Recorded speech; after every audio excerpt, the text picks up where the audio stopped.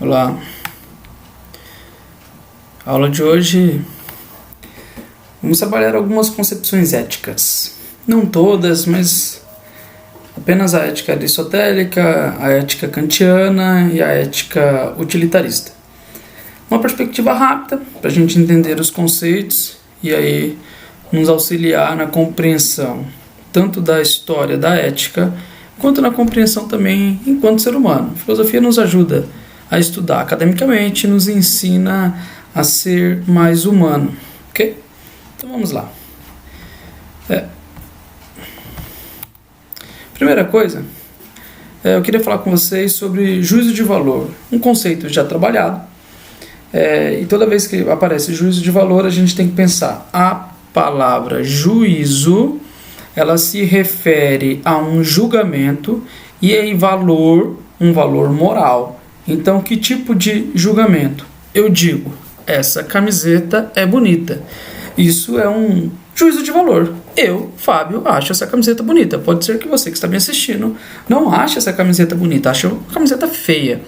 Então, é subjetivo, ok? Nós atribuímos. Agora eu digo, é uma camiseta. Isso é uma camiseta. Isso é um juízo de fato, porque de fato é uma camiseta, tá? Então, como a gente está numa aula de ética, vamos pensar nos juízos de valores. Então, o juízo de valor ele é compreendido a partir de um sistema de valores. Esse sistema vai nos definir enquanto sociedade, enquanto grupo humano, vai definir o que nós entendemos por bem, por mal, vai definir as nossas normas e os princípios que nos leva a tomar determinada ação. Tenho certeza que em algum momento da sua vida você já parou e pensou, o que devo fazer? Numa determinada ação você pensa, o que devo fazer? E aí a decisão ela é orientada por um princípio. Este princípio está interno em você. E este princípio que já é interno, que é uma construção desse sistema de valores, ou seja, uma construção da cultura da qual você está inserido, vai te dizer assim, faça determinada ação. Então, o princípio é essa motivação que nos levará a determinada ação. Isso cria os nossos sistemas de valores. E esse sistema de valores é que vai fazer o nosso julgamento de valor. Então, nós iremos sim fazer um juízo de valor. O ser humano faz juízo de valor. Às vezes a gente tenta. Nós tentamos não fazer um juízo de valor. Mas enquanto humanos sempre fazemos. E fazemos como e por quê? Fazemos como os outros os fazem e fazemos a partir de uma construção de mundo, uma concepção de mundo da qual eu estou inserido, ok? Acho que ficou claro. E aí, só para relembrar, uma distinção entre moral e ética, ambas as palavras elas vêm de uma mesma origem, mas didaticamente é melhor separá-las, ok? Então eu fiz essa separação. Moral é aquilo que é prático, né, o que nós estamos acostumados a fazer. Então é aquilo que a gente faz por costume. Então eu vi os fazendo e a gente sempre vê isso acontecendo e fazendo a gente acaba e faz também. Então é feito por costumes. Ética, ela é teórica, então é uma reflexão sobre os costumes, né? Os nossos costumes, se a gente for reparar, os meus costumes, eles são diferentes dos costumes dos meus antepassados. Então, dos meus avós, dos meus pais, nós temos costumes distintos. E por que esses costumes se alteram, então, ao longo da história? Porque o ser humano, que é dotado de razão, ele para e faz uma reflexão. Por que devo realizar tal costume? Esse é o campo da ética. Então você faz essa reflexão. A conclusão dessa reflexão vai alterar o costume, ou seja, você vai deixar de fazer esse costume e vai começar um outro modo de ação. Esse outro modo de ação, se pegar para todo mundo, né? Se for do coletivo, vai se transformar num novo costume. E assim a ética ela vai movimentando a nossa carta de valores aí ao longo da história nossa, digo, enquanto humanidade, enquanto história da humanidade, ok? Vamos lá. O primeiro filósofo que iremos trabalhar aí é Aristóteles, ética aristotélica, a ética teleológica. O que seria teleológica, essa palavrinha difícil aí? Para Aristóteles, todas as coisas têm uma finalidade. Tudo nasce para uma finalidade, para fazer algo. E quando essa coisa está cumprindo com a sua finalidade, essa coisa está sendo feliz. Ok? Esta câmera que me grava agora, ela nasceu por uma finalidade: gravar as pessoas. E ele está gravando, acredito que bem, estou me vendo aqui. Então quer dizer que ela está sendo feliz, porque ela está realizando a função pela qual ela existe. Ok? Aí o Aristóteles ele vai determinar a ética aristotélica, vai ficar conhecida como a ética do meio termo. Coloquei um esqueminha aí para vocês. Perceba que há os extremos, as extremidades. E nas extremidades onde se encontram as paixões, as motivações pelo desejo, pelo impulso, certo? Então, na ação cotidiana, na ação humana do dia a dia, temos duas coisas, né? Ou três coisas. Melhor. Você pode não fazer nada, ou você pode fazer em excesso. Vamos imaginar. Comer. Comer é uma coisa boa, né? Agradável. O ser humano necessita de comida. Mas não comer é um problema. Comer em demasiado, comer em excesso é um outro problema. Então, não fazer nada ou a falta de é um extremo, o excesso de é outro extremo. Então, aí não se encontra a justa medida. Aristóteles vai dizer que às vezes que nós precisamos encontrar o meio termo. O meio termo ele chama de justa medida. O que a gente tem que entender? A justa medida, ela não é exatamente o centro das ações. Ela está nessa região. Coloquei aqui para dizer que ela é uma região mais próxima do meio. Às vezes temos que fazer um pouco para o menos, às vezes um pouco para o mais, mas sempre fugir dos extremos em qualquer ação humana, em qualquer coisa da vida, né? Os extremos sempre são prejudiciais. Então, às vezes um pouco para mais, às vezes um pouco para menos. Às vezes você precisa agir com mais força, às vezes com menos força, às vezes com menos força, tá? Essa é a justa medida. Como iremos encontrar essa justa medida? Pensando. A razão. O ser humano, segundo Aristóteles, é um animal racional. Então temos que agir de acordo com a razão. E aí, agindo de acordo com a razão, eu irei encontrar a virtude, serei uma pessoa virtuosa. Sendo virtuoso, eu alcanço a felicidade.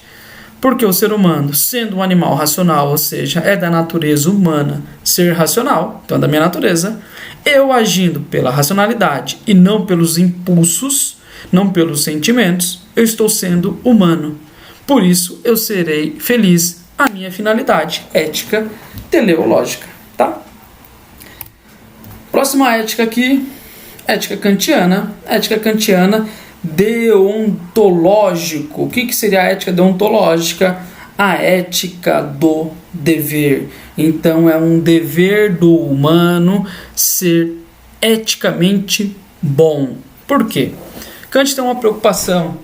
Kant está num período da qual a ética religiosa, iremos ver isso em outras aulas, né? O período da ética cristã, ela já está em decadência. Então vamos pensar no preceito não matarás. Então não devo matar, pois Deus disse. Então há uma fundamentação religiosa de que não devo matar, por isso não mato. Mas se a crença está em decadência, o que levaria o ser humano a não matar? Então ele encontra uma outra forma de fundamentação dos princípios éticos. E essa fundamentação, ela é racional. Por quê? Vamos lá. Segundo o Kant, o ser humano é um animal racional. Segundo o Kant, desculpa, eu estou com o Aristóteles na cabeça, dessa definição é do Aristóteles ainda. O ser humano é um animal racional. Mas o ser humano, ele age sendo esse animal racional, como já é uma tradição da filosofia. O ser humano, ele não pode ser utilizado como meio para uma ação. O que isso quer dizer? Vamos imaginar, você tem um amigo, uma amiga, que te pede uma opinião sobre a vida dela. E você acha, sobre a vida, vai ficar muito subjetivo, por exemplo. Ela faz um corte de cabelo e aí ela pede a sua opinião sobre o corte de cabelo. Você não achou esse corte interessante, mas você não vai dizer a ela por quê? Porque pode perder a amizade. Perceba que o ser humano aqui, que é a pessoa que está te pedindo a sua posição, o que você acha, ela está sendo utilizada como meio e não como finalidade da ação. Por quê? A finalidade é não perder a amizade. O meio, qual é o meio? Mentir para a pessoa. Então o ser humano não está sendo o objetivo da ação, ele está sendo o meio para manter a amizade. Isso não é legal, segundo Kant. O humano não pode ser utilizado como meio da ação, mas sempre o fim, sempre a finalidade da ação. Certo? Por isso nunca deveremos mentir.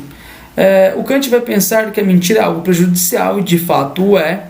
E aí quando você mente, quando eu minto, a palavra mentirosa que eu levo ao outro não vai simplesmente ser uma mentira entre eu e esse outro. O outro que foi enganado vai fazer o seguinte raciocínio: se Fábio mente, qualquer outro ser humano pode mentir. Então, quando eu, Fábio, minto, o que eu faço? Eu coloco em descrédito todos os outros humanos. Se eu, Fábio, sou humano, minto, logo todos os humanos mentem. Então, não se deve mentir. Ok? Olha, é uma ética do dever. Eu, enquanto ser humano, um sujeito racional, fiz este raciocínio. Olha que é um raciocínio lógico. Não estou querendo falar com você, perceba, aceita isso. Não, eu estou dizendo, olha o raciocínio que o Kant está utilizando. Então, seguindo o raciocínio do Kant, chegamos a essa conclusão, sendo um raciocínio lógico, percebemos, não devemos mentir.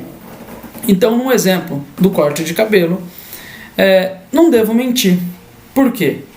Eu vou estar enganando essa pessoa, porque ela vai acreditar na minha palavra e vai vislumbrar um mundo da qual não é, porque ela vai falar, estou bem para ele, mas de fato não estou, então estou enganando-a, e ela está sendo utilizada como um meio e não como a finalidade das ações entre as pessoas.